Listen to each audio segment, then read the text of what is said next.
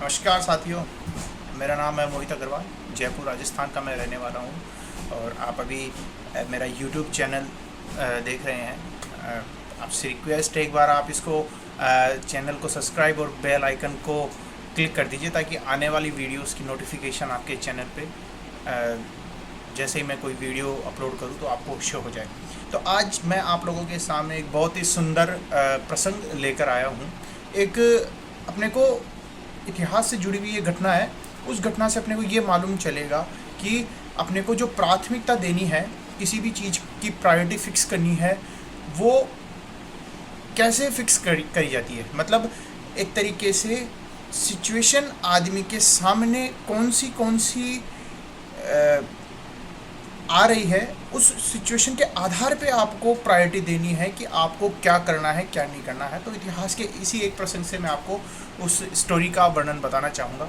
तो आप सब लोगों ने सुना होगा संत मीराबाई का नाम, भगवान कृष्ण के अनन्य भक्त और काफ़ी धार्मिक महिला भी थी।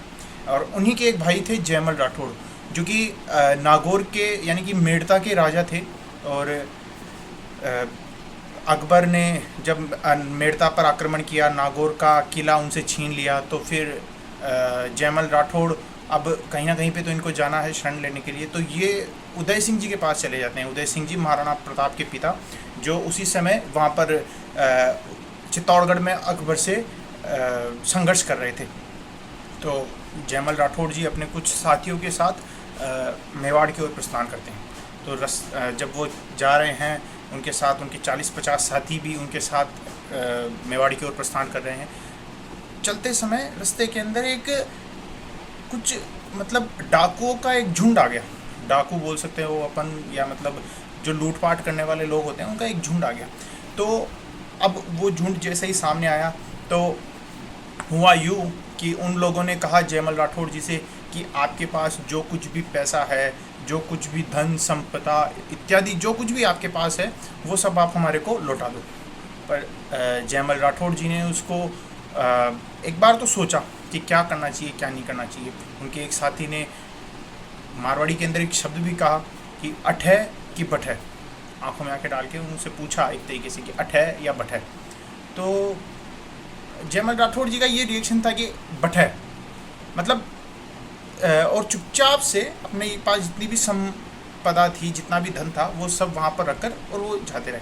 तो उन डाकू के सरदार ने जयमल जी से पूछा कि एक मिनट रुको, आप मुझे ये बताओ, आप लोग संख्या में उतने ही हो जितने हम हैं, हमसे काफ़ी तंदुरुस्त भी हो, आप दिखने में काफ़ी हष्ट पुष्ट हो, तो आप अगर चाहो संघर्ष कर सकते थे आप, और हमें हो सकता है कि आप भगा भी सकते थे मार के।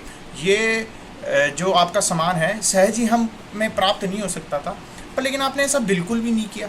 आपने तुरंत ही हमारे कहने मात्र से ये सब कुछ हमें देने का आपने सोचा और आप यहाँ से प्रस्थान करने लगे।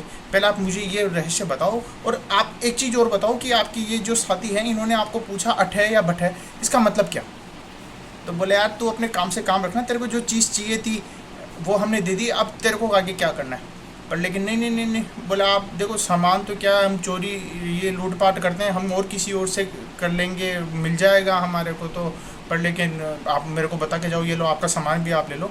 तो देखो अचानक उस चोर के मन में हृदय परिवर्तन हो गया जब वो जयमल जी चुपचाप जाने लगे। तो पर लेकिन फिर वो चोर या जो भी डाकू था, उसने उनके पीछे पड़ के उनसे पूछा कि आप बताओ कि बात क्या है, कि आपने मतलब हमें चुपचाप ही ये सामान कैसे दे दिया।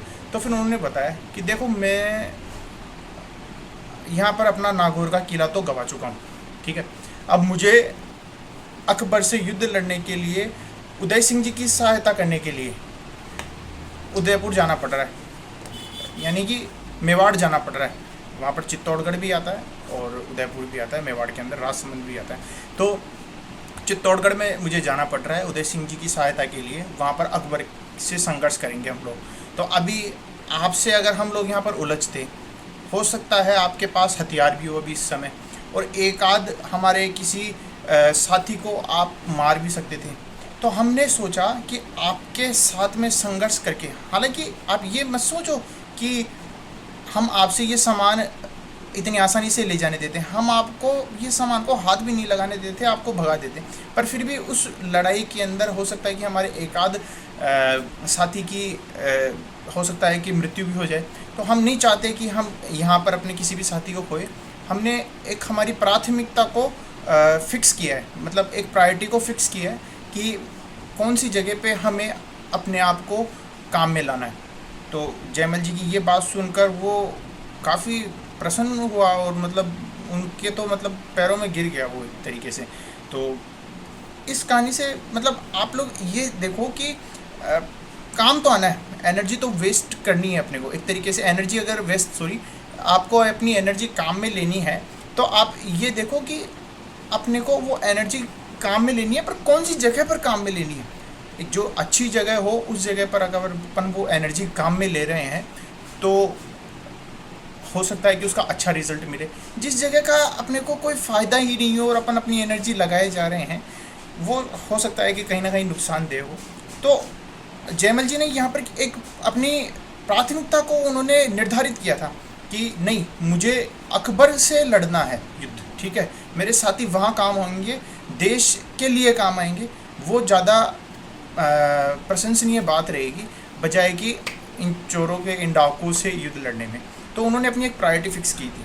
तो हमें भी हमारे जीवन के अंदर हमें हमारी एनर्जी को जिस जगह पर लगाना चाहिए वो हमें हमारी प्रायोरिटी, हमारी प्राथमिकता को देखकर लगाना चाहिए।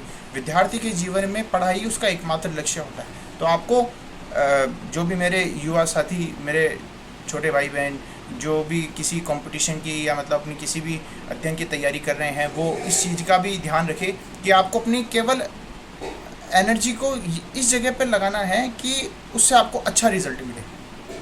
तो कहने का मतलब मेरा ये था कि इतिहास के इस प्रसंग से हमें केवल यही सीख मिलती है कि आपको पहले तो अपने एनर्जी को देखना चाहिए कि कौन सी जगह पे आप उसको लगा सकते हो और वो आपके लिए उपयोगी है कि नहीं है। तो अपनी प्रायोरिटीज़ को भी फिक्स करो। बहुत बहुत धन्यवाद साथियों, आज की वीडियो में इतना ही, बाकी अगले वीडियो में हम जरूर मिलेंगे। धन्यवाद, थैंक यू।